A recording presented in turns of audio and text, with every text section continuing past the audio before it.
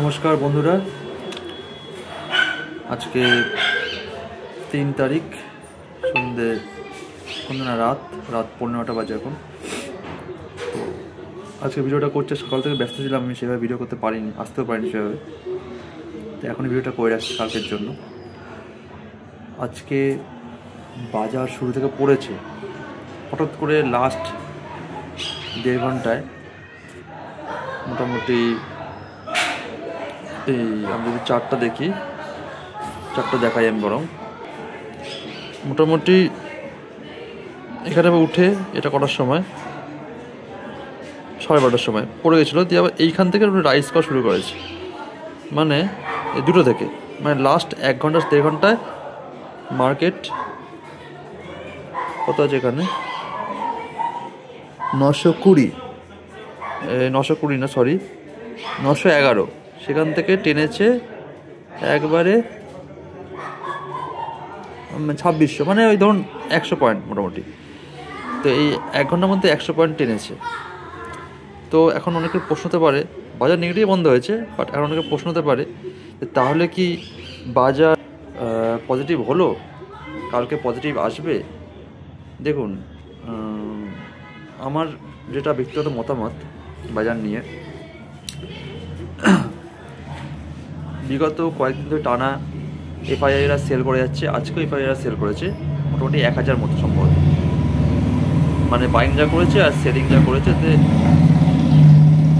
তাতে 1000 negative, R ডিআইরা by করেছে। তো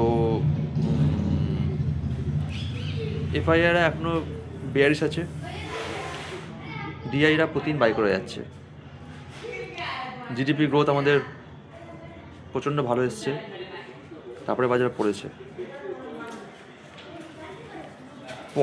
টাকার মূল্য সবচেয়ে ত্বরান্বিত ঠেকেছে, ঠিক আছে। আচ্ছা, তার আগে বলতে আজকে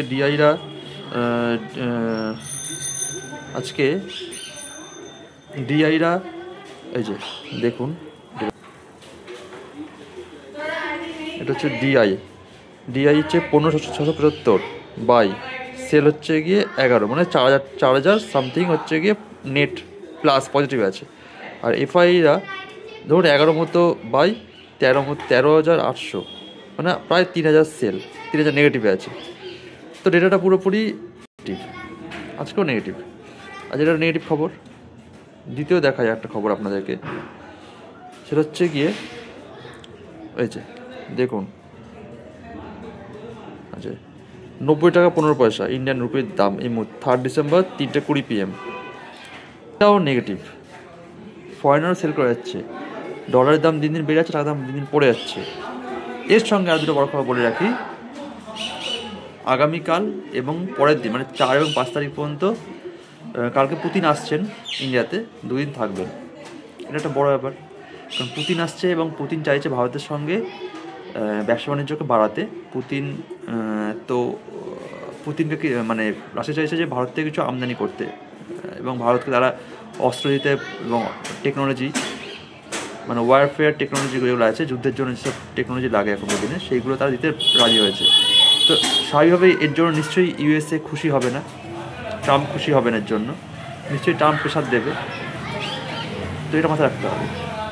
দ্বিতীয় ব্যাপার হচ্ছে 5 তারিখে আবার আরবিআই পলিসি অ্যানাউন্সমেন্টের সম্ভাবনা আছে, যেখানে রেট কাট হওয়ার সম্ভাবনা আছে। তো রেট কাট হলেও কিন্তু টাকার মূল্য ডিপ্রিসিয়েট হয়। তো এতগুলো নেগেটিভ, রেট কাট হলে হয়তো ভালো, বাট নেগেটিভ সবই কিছুক্ষণের জন্য হলেও। তারপর একটা হঠাৎ করে 1 ঘন্টায় উঠলো কী করে? দেখুন, আমার যেটা মনে হয়, কিছু ব্যাপার থাকে, কিছু পলিটিক্যাল ব্যাপারও থাকে, সব ক্ষেত্রে প্রেশার থাকে যে কিছু কেনা হোক। যেহেতু পুতিন আসছে এখন ভারতে, তো আমরা জানি কি আমেরিকাতে খুশি হবে না, ফরেনাররা সেল করবে, আর ডিআইরা কিনে বারটা করতে চাইছে, দেখাতে চাইছে যে বাজার পজিটিভিটি আছে ইন্ডিয়ান মার্কেট ঝিমিয়ে যায়নি। তো এই একটা প্রেশারের মধ্যে আজকে বাজারে যেটা হয়েছে, এটা পুরোপুরি আমি আমার হিসাবে বলছি, আমি ভুল হতে পারি, এটা আমার মতামত, পুরোপুরি একটা প্রেশারে ইচ্ছাকৃত করে বাজারটাকে ওঠানো হয়েছে লাস্ট মোমেন্টে, লাস্ট 1 ঘন্টায়।